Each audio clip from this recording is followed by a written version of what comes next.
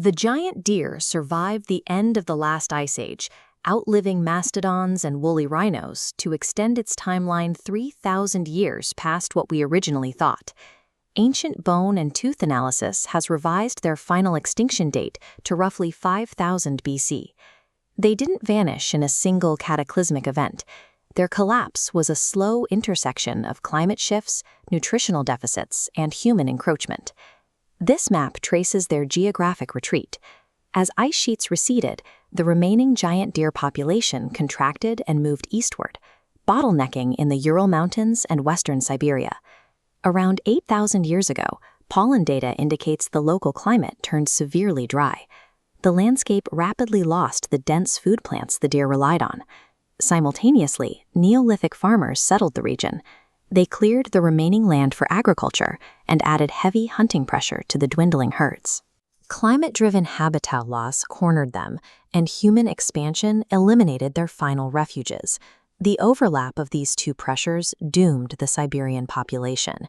For decades, scientists assumed the giant deer's massive antlers physically trapped them in dense post-glacial forests. However, the fossil record shows they survived heavily wooded interglacial periods in the past. The actual vulnerability was internal. Growing those massive structures required immense quantities of calcium and phosphate. To meet this demand, males drained minerals directly from their bones during antler growth, inducing a temporary osteoporosis-like state.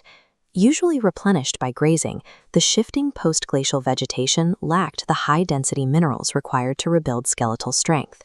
The antlers were an insurmountable nutritional deficit, leaving the species biologically incompatible with the new environment.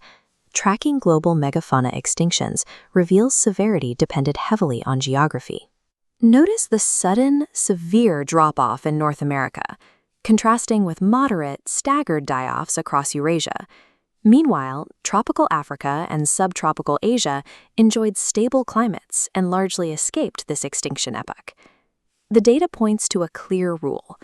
Mass extinctions of megafauna require the simultaneous arrival of human hunters during periods of profound climatic reorganization. A species can carry a severe biological vulnerability for millennia. It is only when the dual pressures of environmental collapse and human expansion strike at once that the population finally shatters.